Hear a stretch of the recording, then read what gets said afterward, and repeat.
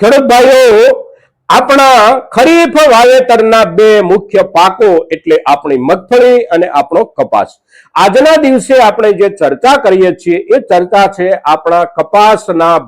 બજાર કપાસની ઉપજ અને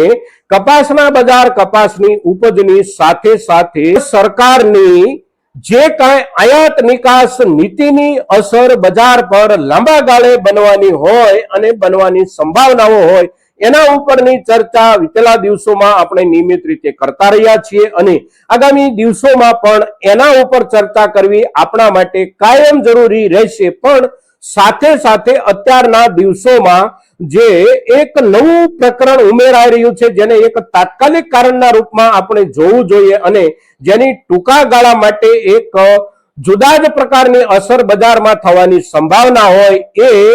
ટૂંકા ગાળાનું કારણ એટલે અત્યારના દિવસોમાં આપણે ત્યાં મોટા પાયે અને ખૂબ મોટા વિસ્તારમાં શરૂ થયેલો કમોસમી વરસાદ અને આપણા આ અત્યારના દિવસોના કમોસમી વરસાદની અસર આપણા કપાસના વાવેતરમાં ખેતરથી લઈ અને કળું અને ખળાથી લઈને ખરીદ વેચાણ સુધીનું જે કાંઈ આખું માળખું છે એના ઉપર કેવી અસર થઈ શકશે નજીકના દિવસોમાં એટલે કે ટૂંકા ગાળા માટે અને એ જે અસર થવાની સંભાવનાઓ હોય એ સંભાવનાઓ કેવી છે એક મુદ્દાને ધ્યાનમાં રાખી અને આપણે જ્યારે આપણા કપાસના પાક અને કપાસની બજાર સ્થિતિની ચર્ચા આજના એપિસોડમાં કરીએ છીએ ત્યારે આપ સૌ દર્શક મિત્રો આજના વિડીયોમાં આજના એપિસોડમાં અવશ્ય બન્યા રહેજો. નમસ્કાર ખેડૂત મિત્રો, જય કિસાન જય ભારત. ખેડૂત ભાઈઓ, આજનો દિવસ જે છે એ દિવસ એટલે 27 ઓક્ટોબર 2025 અને વાર છે સોમવાર. સોમવારનો દિવસ છે અને આજના દિવસે આપણા ગુજરાતમાં મોટા ભાગના માર્કેટિંગ યાર્ડોમાં કામકાજ જે સામાન્ય રૂપમાં શરૂ થયા છે એ સામાન્ય રૂપમાં શરૂ થયેલા કામકાજના નવા વર્ષના પહેલા દિવસે મુહૂર્તના હિસાબથી આપણે જોઈએ તો બજાર ભાવની સ્થિતિ રજાઓ પહેલાના વીતેલા અંતિમ દિવસો દરમિયાન આપણા કપાસના જે ભાવ આપણને મળતા હતા આ ભાવમાં મુહૂર્તના હિસાબથી આપણને જે કાંઈ સુધારો મળવાની સંભાવના હોય એવો સામાન્ય સુધારો એટલે કે લગભગ 15 રૂપિયાથી લઈ અને 25 રૂપિયા વધારેમાં વધારે 25 રૂપિયા સુધીનો સારામાં સારી ક્વોલિટીમાં ભાવોમાં સુધારો આપણને આજના દિવસના માર્કેટિંગ યાર્ડોના વેપારમાં જોવા મળ્યો છે. હવે આ જે કાંઈ સુધારો કહીએ આપણે એ બહુ સામાન્ય પ્રકારનો સુધારો ગણી શકાય. આને આપણે સુધારો નહીં સમજવો જોઈએ કારણ કે આ મુહૂર્તનો દિવસ છે અને મુહૂર્તના દિવસે સામાન્ય રૂપમાં આ પ્રમાણે ફેરફાર બજાર ભાવોમાં જોવા મળતો હોય છે દરેક ચીજોમાં. આવતીકાલથી શું થાય એને માટે આપણે નવેસરથી વિચારવાનું રહે છે. હવે બજારની જરૂરિયાત પ્રમાણેનો બજારમાં માલ આવતીકાલથી પણ આવવાનો શરૂ રહે તો બજારમાં બહુ લાંબો ટૂંકો ફેરફાર ન થાય. પણ આપણી સામે સૌથી મોટી ચિંતા અત્યારના દિવસોમાં હવે જે નવા રૂપમાં આવી છે એ ચિંતા એટલે અત્યારે જે શરૂ થયો છે વરસાદ ગઈકાલથી અને ત્યાર પહેલા પરમ દિવસથી પણ આપણા કેટલાક વિસ્તારોમાં જે સામાન્ય શરૂ થયેલો વરસાદ ગઈકાલના દિવસે આપણા ઘણા બધા વિસ્તારોમાં ધોધમાર વરસાદ વરસ્યો છે. કેટલીક જગ્યાએ 4 ઇંચ 5 ઇંચ અને મહત્તમ આપણને દરિયા કિનારાના કેટલાક વિસ્તારોમાં લગભગ 8 કે 9 ઇંચ સુધી વરસાદ થયાના જે કાંઈ સમાચારો મળી રહ્યા છે આ સમાચારોની સાથે સાથે આપણા કપાસના વાવેતરનો સંપૂર્ણ વિસ્તાર એટલે આપણો સૌરાષ્ટ્ર ઉત્તર ગુજરાત આ બધા જ વિસ્તારોમાં એકી સાથે મોટા પાયે વરસાદની ગઈકાલની એક્ટિવિટી રહે એની સામે આજનો દિવસ પણ જોખમ ભરેલો બતાવવામાં આવે છે. અને સૌથી ચિંતાજનક મુદ્દો છે હવામાન વિભાગ અને હવામાનના જાણકારો તરફથી જે કાંઈ આપણને આગાહીઓ આપવામાં આવી રહી છે હજી આવનારું આખું અઠવાડિયું આ પ્રમાણેની પરિસ્થિતિ રહેવાની સંભાવનાઓ જ્યારે બતાવવામાં આવી રહી છે ત્યારે આપણો મોટા ભાગનો કપાસ તરડેલી સ્થિતિમાં અને ખેતરોમાં છે કારણ કે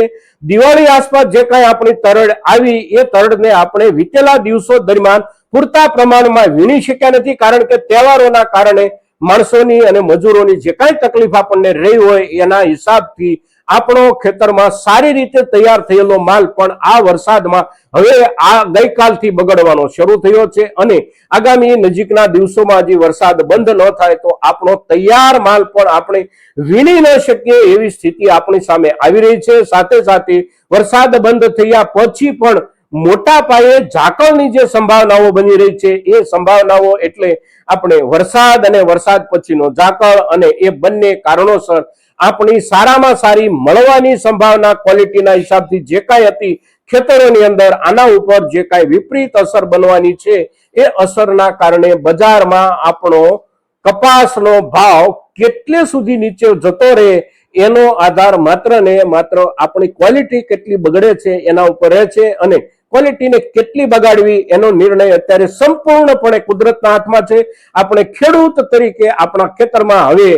આપણી ક્વોલિટીને સુધારવા માટે કોઈ કામ કરી શકતા નથી. બગડતી ક્વોલિટીને બગડતી અટકાવવા માટે પણ આપણા તરફથી કોઈ પણ પ્રકારનું કામ થઈ શકતું નથી, કારણ કે કુદરતની સામે કોઈ કશું નથી કરી શકતું અને કુદરતે આપણને આ વર્ષમાં જે સ્થિતિમાં મૂકી દીધા છે કપાસના ભાવોને લઈને, કપાસની બજાર સ્થિતિને લઈને, એમાં એક કારણ એટલે સરકાર તરફથી લેવાયેલો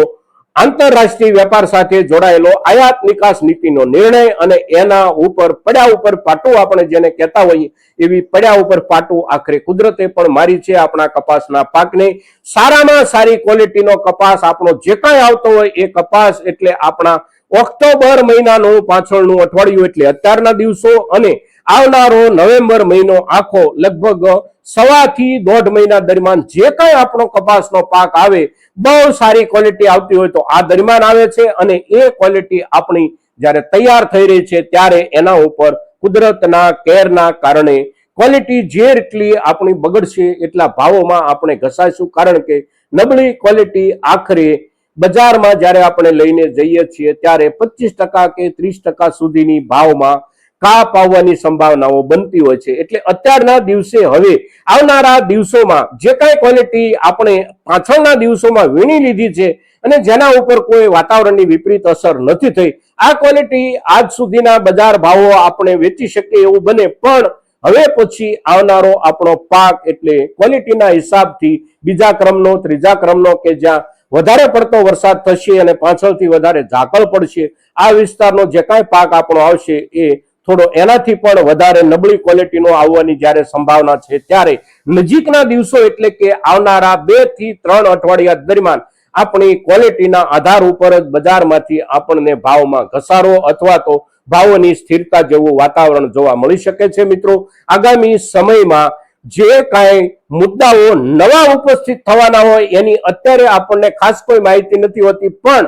એક વાત આયાત નિકાસ નીતિ અને એ નીતિની નીચે દબાયેલા રહેવાના ભાવોની સંભાવના હજી પણ બનેલી છે. સાથે સાથે આપણા તૈયાર થયેલા પાક પર કુદરતની જે કાંઈ એક કેરના રૂપમાં પ્રવૃત્તિ શરૂ થઈ છે એનાથી પણ મોટું નુકસાન જવાની જ્યારે સંભાવના છે ત્યારે આવનારા દિવસોના બજારના માહોલમાં આપણી ક્વોલિટીના આધારે આપણે ભાવ મેળવી શકીએ એવો માહોલ અત્યારે તૈયાર થઈ રહ્યો છે. મિત્રો, તો આજના દિવસે હવે જે કોઈ ખેડૂત મિત્રો પાસે સારી ક્વોલિટીનો માલ તૈયાર થઈ અને આવેલો છે, આવા તમામ ખેડૂતો પોતાનો પાક નજીકના દિવસોમાં વેચવો કે ન વેચવો, ખાસ કરીને સારી ક્વોલિટીનો કપાસ છે તો અવશ્ય થોડા દિવસ આપણે સંગ્રહી રાખીએ તો નુકસાનની સંભાવના બહુ ઓછી છે. ભાવોમાં સારી ક્વોલિટીમાં વીતેલા સમય દરમિયાન આપણને જે ભાવો મળતા હતા એના કરતા ઠીક પ્રમાણમાં સારા ભાવોની સંભાવના બને છે